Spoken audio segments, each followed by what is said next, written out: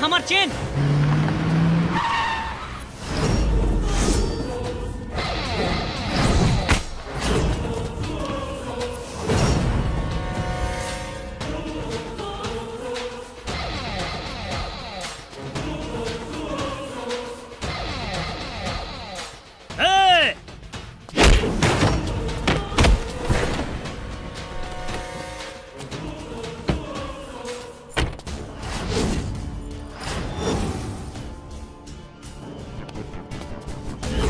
भैया बचा ली हमके।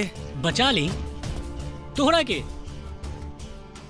अरे बेटा, बचावे के काम भगवान के होला और मारे के काम शैतान के। और वैसे भी हम क्योंकि काम में उंगली ना करेनी, लेकिन जब केहू हमरा काम में उंगली करेला ना। ए ससुर के पुत, चल रोड पकड़ के फुट। कई दहले नु हमरा काम में उंगली। अब बेटा तोरा छाती पर बनी लात घुसा के सिल्वर जुबली।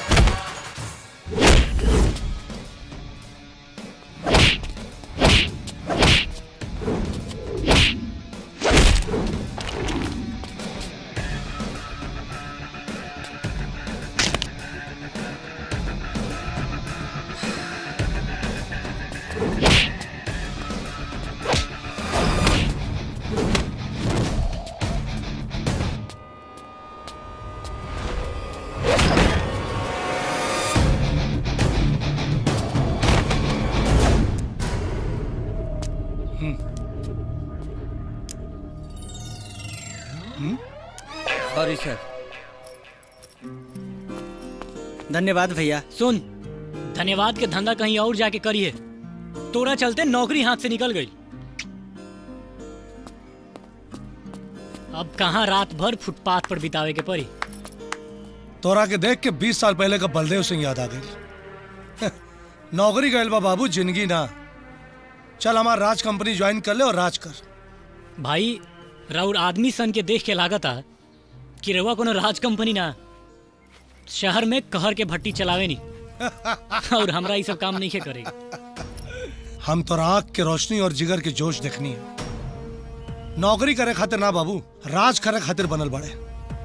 हम दोनों मिल के सारा दुनिया जीत ले जाई। चल। ए, जी भैया। लाश के ठिकाने लगवा हो दिए। जाई। चल बाबू, आज से ते हमारा आदमी बाड़े। चल।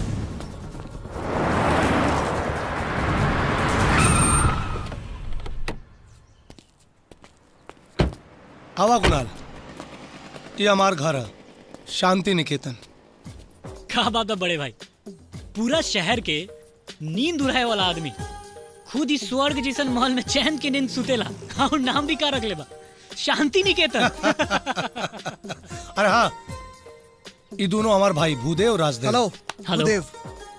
ओ कुणाल, ई घर के खास आदमी के बिना मिले ही एंट्री कराओ तड़ा। अरे ये क्या हुए? अब इनके बारे में क्या बताई। पूरा मैनेजमेंट यह संभाल है ना। वैसे रिश्ता में हमारे सार हुआ, बहन के साथ दहेज महल रहे। चल आवा लोग भीतर चला। आओ जा।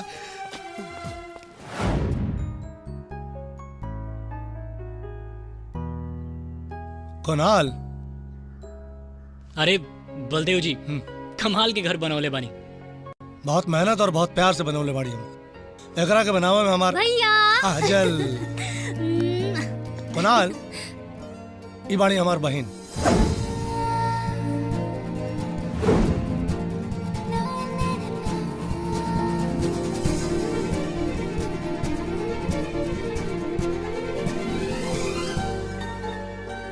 हेलो।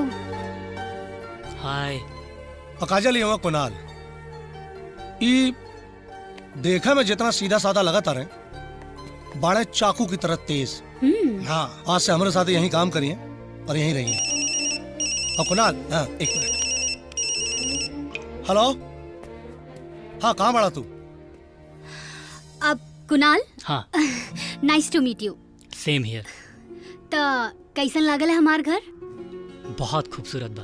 एक्चुअली रउआ आवे के पहले हम बलदेव जी से यही कहत रही, बहुत कमाल के घर बनौले बानी वहाँ के।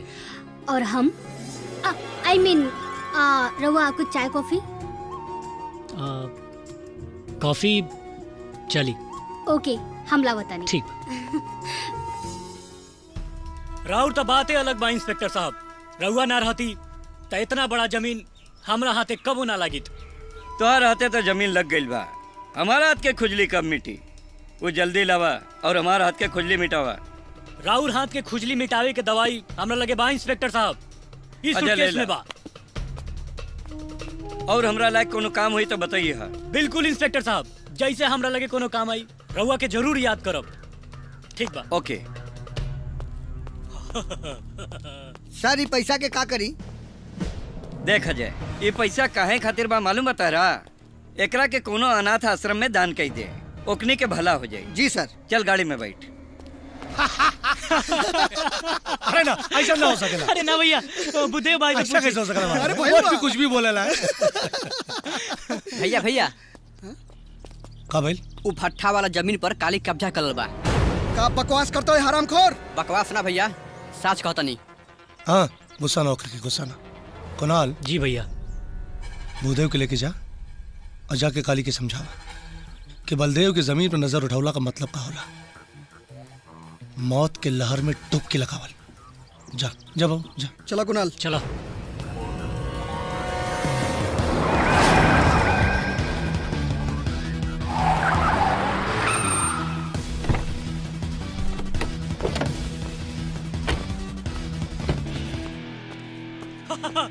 आवो आवो भूदेव, हमरा मालूम रहे हाथ से जमीन गिला के बाद में बलदेव तरह के बौखला के भेजी। और ई का अपन लाश ले जावे खातिर चॉकलेटी हीरो को भी लेके आई बड़ा। चुप। तू बैठ के अपन आंख से कर, हम एकनी के पांख मोड़ के औकात याद दिलावता नहीं। चॉकलेटी हीरो।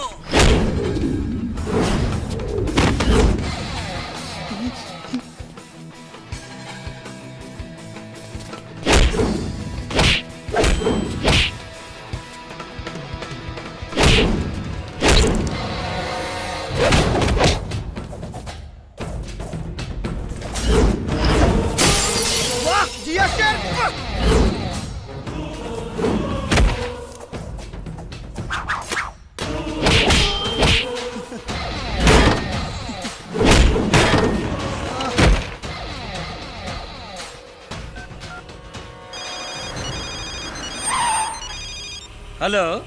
और इंस्पेक्टर साहब, ये बलदेव के आदमी आके जब तांडव करता, ये जल्दी से आ जाइए जा, हमरा के बचा ली। हम तोरा से जमीन दिलावे के पैसा ले ले बानी, तोर जान बचावे के नहीं। अरे तो जाने बचा ली, हम ओकरो कीमत दे देब रउआ के। इंसान के जान के कोनो कीमत ना होखेला काली, और जौन काम के दाम ना होखे ओकरा करे के का मतलब? ओए, सर रउआ जैसन सोचे वाला ऑफिसर हम अपना लाइफ में पहली बार देख ले बानी, जोन गुंडन के तरह सोचेला और ओकरे गोली से ओकर सफाया कर देवेला। हम गुंडा है आज के, काम करीला भलाई वाला समाज के। कब कभी धैले वाला अच्छा अच्छा लोग नाम सुन के हमरा बजाइला बिना साज बाज के। कमीना।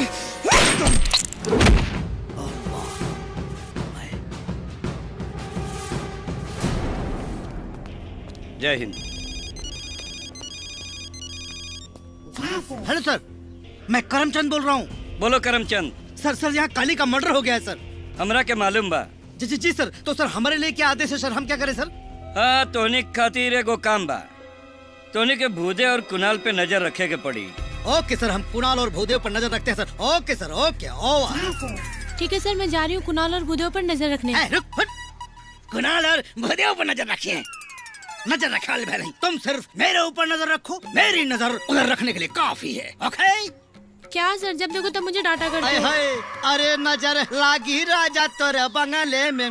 आ जाओ, फॉलो मी।